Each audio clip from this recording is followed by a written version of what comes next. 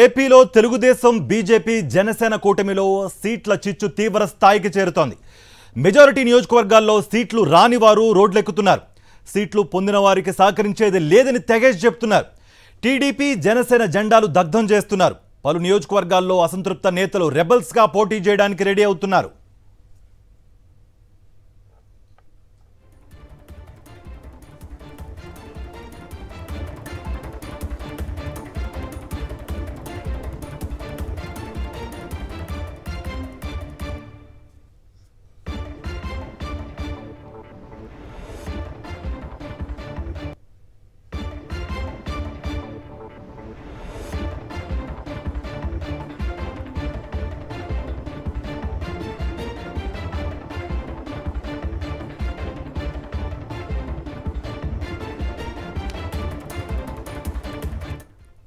Right, మూడో list ప్రకటించాక Telugu తమ్ముళ్లలో కొంచెం అసంతృప్త జ్వాలలు రగులుతున్నట్టుగా కూడా సమాచారం అందుతోంది. దీనిపై ఓవరాల్ అప్డేట్స్ అందించడానికి మా ఇన్పుట్ ఎడిటర్ ఇస్మాయిల్ అందుబాటులో ఉన్నారు. Ismail, over to you. Right, thank you Karthik. మనం ఒకసారి చూసుకుంటే కూటమిలో సీట్ల చిచ్చు అగ్నిజ్వాలగా మారుతోంది. 3 పార్టీలను దహించి వేస్తోంది. టీడీపీ బీజేపీ జనసేన కూటమిలో అసమ్మతి జ్వాలలు పెల్లుబిగుతున్నాయి.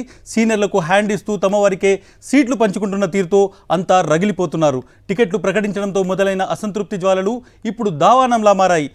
ఈ జిల్లా ఆ జిల్లా అని లేదు, రాష్ట్ర వ్యాప్తంగా ఒకటే సిచ్యువేషన్ కనిపిస్తోంది. ఇటు ఇచ్ఛాపురం నుంచి మొదలు పెడితే అటు హిందూపురం వరకు సీట్లు దక్కని నేతలు వారి అనుచరులు రోడ్ల మీదకి వచ్చి రచ్చ రచ్చ చేస్తున్నారు. లోకల్ లీడర్లను కాదని నాన్ లోకల్ వారిని తీసుకొచ్చి పోటీ చేస్తున్న తీరుతో అంతా భగ్గుమంటున్నారు. పొత్తుల పేరుతో సీనియర్లను నిలువునా ముంచేశారు చంద్రబాబు. బీసీలను వాడుకొని వదిలేశారు. సొంత సామాజిక వర్గానికే ప్రయారిటీ ఇచ్చుకున్న వైనం టికెట్ల పంపకాలతో బట్టబయలైంది. గంటా శ్రీనివాసరావు, బండారు సత్యనారాయణ, దేవినేని ఉమా, కళా వెంకట్రావు లాంటి సీనియర్లకు చంద్రబాబు హ్యాండ్ ఇచ్చారు. బీజేపీ జనసేన అభ్యర్థుల విషయంలోనూ చంద్రబాబు డిక్టేషన్ చేస్తున్న తీరుతో అంతా రగిలిపోతున్నారు. 4 ఏళ్లు పార్టీని నమ్ముకొని పనిచేసిన వారిని నట్టేట ముంచేశారు చంద్రబాబు. ఈ విషయంలో పురంధరేశ్వరి కూడా ఏమాత్రం తక్కువ తినలేదు. గతంలో గెలిచిన విశాఖ సీటును నందమూరి అల్లుడు కోసం తాకట్టు పెట్టారు పురంధరేశ్వరి. విశాఖ సీటు కోసం జీవీఎల్ ఎప్పటి నుంచో ప్రయత్నిస్తుంటే చివరి నిమిషంలో నందమూరి అల్లుడి కోసం ఆ సీటును తాకట్టు పెట్టారు పురంధరేశ్వరి. జీవీఎల్ను కాదని బాలకృష్ణ అల్లుడు భరత్కు అప్పగించారు. ఏపీ బీజేపీలో కూడా చంద్రబాబు పెత్తనం చేయడాన్ని సహించలేకపోతున్నారు పాత బీజేపీ నేతలు. ఇక ఈ మొత్తం వ్యవహారంతో నాతో మాట్లాడడానికి చాలా మంది రిపోర్టర్లు జాయిన్ కాబోతున్నారు. ముందుగా నేను సతీష్ దగ్గరికి వెళ్తాను. సతీష్ విజయవాడలో ఉన్నారు. చాలా రోజుల నుంచి ఈ మొత్తం వ్యవహారానికి సంబంధించినటువంటి విషయాలను ట్రాక్ చేస్తున్నారు. నాతో పాటు సురేంద్ర ఉన్నారు. తెలుగుదేశం పార్టీకి సంబంధించినటువంటి మొత్తం రాజకీయాలని చాలా రోజుల నుంచి ఆయన దగ్గర నుంచి చూస్తున్నారు. సీట్ల పంపకం ఎట్లా జరుగుతుంది అనేటువంటిది విశ్లేషించబోతున్నారు. మూర్తి ముఖ్యంగా తిరుపతి సీటు గురించి, అటు జనసేన మీద కూడా తెలుగుదేశం పార్టీ ముఖ్యంగా నారా లోకేష్ చేస్తున్నటువంటి పెత్తనం గురించి మనతో చెప్పడానికి మూర్తి అందుబాటులో ఉన్నారు. ఇక బీజేపీని ఏ విధంగా పూర్తిగా పురంధరేశ్వరి ఒక ఊచకోతకు వస్తున్నారు అనేటువంటి తీరుపైన వినాయక్ నాకు డీటెయిల్స్ ఇవ్వబోతున్నారు. నాయుడు విశాఖపట్నం నుంచి జాయిన్ అవుతున్నారు. గంటా ఎక్కడి నుంచి పోటీ చేస్తారో ఆయన వివరిస్తారు. అట్ ద సేమ్ టైం విశాఖలో జరుగుతున్నటువంటి జనసేన లొల్లి, ముఖ్యంగా విశాఖ సౌత్కు సంబంధించినటువంటి ఇష్యూస్ను కూడా నాతో చెప్పబోతున్నారు. ముందుగా సతీష్ దగ్గరికి వస్తాను. సతీష్, ముచ్చటగా 3వ లిస్టు కూడా వచ్చేసింది.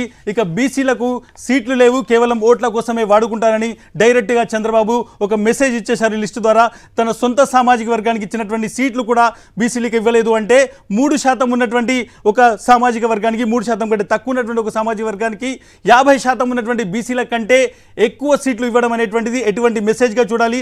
ఎలక్షన్లో ఏ విధంగా చంద్రబాబు దీన్ని ఫేస్ చేస్తారు అనేటువంటిది ఎలా చూస్తారు దీన్ని?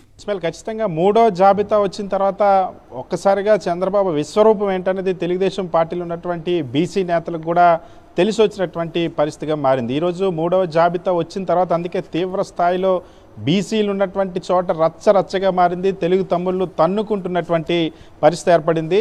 ముఖ్యంగా ఈరోజు ఇచ్చిన జాబితాలో 13 ఎంపీ స్థానాలు, లోక్సభ స్థానాలకు ఇప్పటివరకు ఒక్క సీటు కూడా ప్రకటించిన చంద్రబాబు ఈరోజు 13 లోక్సభ స్థానాలకు, 11 అసెంబ్లీ నియోజకవర్గ స్థానాలకి జాబితా ప్రకటించి 13 లోక్సభ స్థానాల్లో అభ్యర్థుల జాబితాను చూసిన తర్వాత తెలుగుదేశం పార్టీ నాయకులే కంగు తింటున్నటువంటి పరిస్థితి ఏర్పడింది. ముఖ్యంగా ఈ 13 మంది లోక్సభ జాబితాలో ఒక్కటంటే ఒక్క కాపుకి కూడా ఆ అవకాశం ఇవ్వలేదు. మరొక వైపు బీసీలను అయితే కేవలం 4 సీట్లకి లోక్సభ స్థానాలకి ఇచ్చినటువంటి చంద్రబాబు బీసీలు అత్యధికంగా జనాభా ఉండి బీసీ నాయకులు ఆశించినటువంటి సీట్లను తన సొంత సామాజిక వర్గానికి తన కుటుంబ సభ్యుల్లోకి కేటాయించుకోవడం అనేది ఇప్పుడు రగిలిపోతా ఉన్నారు తెలుగుదేశం పార్టీలో ఉన్నటువంటి బీసీ నాయకులందరూ కూడా. మొత్తం బీసీలందరూ కూడా ఈ రాష్ట్రంలో 50% పైగా ఉన్నటువంటి బీసీలందరూ కూడా తన సొంత సామాజిక వర్గం నాయకులకి ఓట్లు వేయాల్సిందే తప్ప, మీరు పల్లకీలు మోయాల్సిందే తప్ప మీకు సీట్లు ఇచ్చేటువంటి ఛాన్సే లేదన్న అంశాన్ని ఈరోజు మరొకసారి స్పష్టం చేశారు. ఈరోజు ఇచ్చినటువంటి సీట్లో విశాఖ, నరసరావుపేట, గుంటూరు అన్ని ఆ నియోజకవర్గాలు కూడా చంద్రబాబు తన సొంత సామాజిక వర్గానికి సంబంధించిన నాయకులకి ఇచ్చారు. ఇక్కడ నరసరావుపేట బీసీలకు ఎంపీ సీట్ కావాలని ఆశించారు. అదేవిధంగా గుంటూరులో కాపులు లేదా బీసీలకు ఇవ్వాలని ఆశించారు. అదేవిధంగా విశాఖ కూడా కాపులు లేదా బీసీలకు ఇస్తారని చెప్పి ఆశించారు. కానీ వీటన్నిటిలో కూడా తన సొంత సామాజిక వర్గానికి సంబంధించినటువంటి నాయకులకు చంద్రబాబు సీట్లు ఇచ్చుకున్న పరిస్థితి. ఈ సీట్లు కేటాయించిన తర్వాత తీవ్ర స్థాయిలో నిరసనలు ఎత్తువుతూ ఉన్నాయి. అంతేకాకుండా ఏలూరు ఆ లోక్సభ సీటు సంబంధించినంత వరకు యనమల రామకృష్ణుడు అల్లుడు, అది పుట్టా సుధాకర్ యాదవ్ కొడుకు ఇచ్చారు. సో ఇక్కడ అదే నియోజకవర్గాల్లో గతంలో చంద్రబాబు రాజకీయాలకు తీసుకొచ్చి మీరు ఖర్చు పెట్టించి ఇప్పటివరకు అయినటువంటి సమావేశాలన్నిటికీ కూడా కోట్లు ఖర్చు పెట్టించినటువంటి గోపాల్ యాదవ్కి హ్యాండ్ ఇచ్చారు. సో వీటన్నిటిలో కూడా మనం చూస్తే ఈ జాబితాలో కూడా వేలంపాట, లిటరల్గా వేలంపాట జరిగింది. ఎవరు ఎక్కువ కోట్లు పెడతామని ముందుకొస్తే వాళ్ళకి ఇచ్చినటువంటి పరిస్థితి. పార్టీలో సిన్సియారిటీకి సీనియారిటీకి పూర్తిగా వేలంపాటలో ఉన్నటువంటి కోట్ల ముందు పక్కన పడేసినటువంటి పరిస్థితి కనిపిస్తుంది. ఇస్మాయిల్, సతీష్, ఒక విషయం చూడాలి. ముఖ్యంగా నిన్నటి వరకు మనం చూసుకుంటే మొత్తం ఎవరైతే దేవినేని ఉమాకు సంబంధించినటువంటి సీటు కన్ఫర్మ్ అనుకున్న తర్వాత వసంత కృష్ణ ప్రసాద్ వస్తారు. బాగా డబ్బులు ఉన్నటువంటి వ్యక్తి, 1000 కోట్ల బిజినెస్ ఉన్నటువంటి వ్యక్తి. ఆయనకు డైరెక్ట్గా అప్పటి వరకు తెలుగుదేశం పార్టీ పచ్చ మీడియా మొత్తము వసంత మీద పూర్తిగా ఆయనకు సంబంధించి అవినీతి మీద, ఆయన మీద అవినీతి చేశారంటూ చాలా వార్తలు రాస్తారు, విపరీతమైనటువంటి విమర్శలు చేస్తారు. ఆయన మీద దేవినేని ఉమ ఒక కంప్లైంట్ కూడా ఇచ్చారు. ఆ తర్వాత ఆయన డైరెక్ట్గా తెలుగుదేశం పార్టీలోకి తీసుకొని దేవినేని ఉమకు పులి స్టాప్ పెట్టి ఒక విధంగా ఆయన రాజకీయ జీవితానికి శుభం కార్డు చంద్రబాబు ఇచ్చేశారు. ఆ తర్వాత ఇప్పుడు వసంతను కొత్తగా అక్కడికి ఒక కొత్త కృష్ణులాగా అక్కడ తీసుకొచ్చినటువంటి పరిస్థితి. సో దీన్ని ఎట్లా చూస్తారంటే సీనియర్లు చాలా మంది ఉన్నారు. నేను ఒక కేస్ స్టడీస్ మాత్రమే చెప్తున్నాను. ఎందుకు చాలా మంది ఈసారి సీనియర్లను ఇప్పటి వరకు వాళ్ళకు సీట్ గురించి చంద్రబాబు కన్ఫర్మ్ ఎందుకు చేయట్లేదు? చాలా క్లియర్గా కేవలం డబ్బుల వేలంపాట. సీనియర్లు పార్టీలో మొదటి నుండి ఉన్న వాళ్ళు అయితే కోట్లు డిపాజిట్లు చేసేటువంటి అవకాశం ఉండదు. సో కేవలం కొత్త వాళ్ళు ఇలా పక్క పార్టీ నుండి వచ్చిన వాళ్ళు అయితే సీటు కోసం కోట్లు ఇస్తారనే ఒక ఫార్ములాని తీసుకొచ్చారు. సో లోకేష్, రాజేష్, క్యాష్, ఈ ఫార్ములా ప్రకారం ఇక్కడ సీనియర్లందరినీ కూడా పనంగా పెట్టినటువంటి పరిస్థితి. చాలా స్పష్టంగా మైలవరానికి సంబంధించి స్వయంగా దేవినేని ఉమా ఈ విషయాన్ని తన కార్యకర్తలు, తెలుగుదేశం పార్టీ కార్యకర్తల సమావేశంలో వసంత కృష్ణ ప్రసాద్ చేరడానికి ముందే స్మెల్ చేసి చాలా క్లియర్గా చెప్పారు. 100 కోట్లకి ఈ సీటుని వసంత కృష్ణ ప్రసాద్ కొనాలనుకుంటున్నాడు తెలుగుదేశం పార్టీలో అన్న అంశాన్ని చాలా స్పష్టంగా చెప్పారు. సో ఇప్పుడు ఆ 100 కోట్లకి మరి తెలుగుదేశం పార్టీ సీట్ ఇచ్చిందా లేదా అనేది చూడాల్సిన అవసరం ఉంది. ఎక్కడైతే ఖచ్చితంగా డబ్బుల వల్లనే వసంత కృష్ణ ప్రసాద్కి సీట్ ఇచ్చారు, ఉమాను పక్కన పెట్టారన్న అంశం అయితే చాలా స్పష్టం అవుతుంది. ఎందుకంటే దేవినేని ఉమాకి సంబంధించినంత ఇదే దేవినేని ఉమా, ఇదే చంద్రబాబు కూడా మైలవరం నియోజకవర్గంలో గతంలో పర్యటించినప్పుడు వసంత కృష్ణప్రసాద్ పచ్చి అవినీతిపరుడు, వసంత కృష్ణప్రసాద్ బామ్మది కోటేశ్వరరావు అవినీతిపరుడు, వీళ్ళు దోచేస్తూ ఉన్నారు, ఇక్కడ ఫ్లై యాష్ దోచేస్తూ ఉన్నారు, ఇక్కడ మైనింగ్ దోచేస్తూ ఉన్నారని స్వయంగా ఆరోపణలు చేశారు. ఆరోపణలు చేసినప్పుడు అప్పట్లో వసంత కృష్ణప్రసాద్ కూడా రిప్లై ఇచ్చారు. ఇప్పుడు ఆరోపణలు చేసిన వ్యక్తిని దేవినేని ఉమా కూడా ఆరోపణలు చేశారు. గొడవలు జరిగినటువంటి పరిస్థితి ఉంది, ఫిర్యాదులు చేశారు వసంత కృష్ణప్రసాద్. అదే కృష్ణప్రసాద్ తీసుకొచ్చి ఇప్పుడు సీట్ ఇచ్చారు. సో ఇక్కడ దేవినేని ఉమా వెర్షన్ చాలా క్లియర్గా ఉంది. కోట్లు లేవు కాబట్టి నాకు ఇవ్వలేదని. మిగిలినటువంటి కళా వెంకట్రావు కూడా కోట్లు డిపాజిట్ చేయలేదనే గతంలో తెలుగుదేశం పార్టీకి అధ్యక్షుడిగా పనిచేసిన వ్యక్తి. బండారు సత్యనారాయణమూర్తి అనేక దశాబ్దాలుగా ఆ తెలుగుదేశం పార్టీలో ఉన్నటువంటి వ్యక్తి.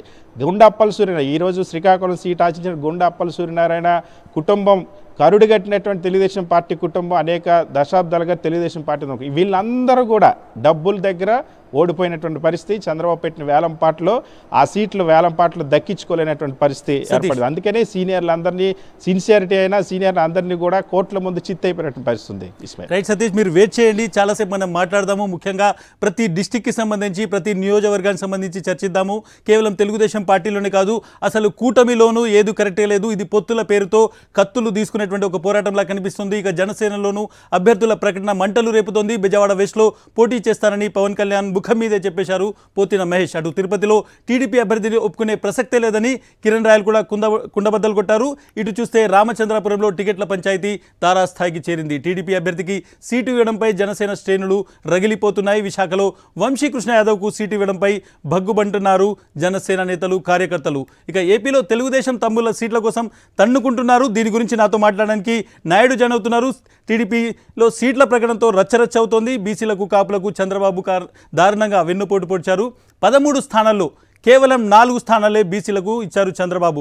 బీసీ జనాభా అత్యధికంగా ఉన్న సీట్లు అగ్రవర్ణాలకే ఇచ్చింది టీడీపీ.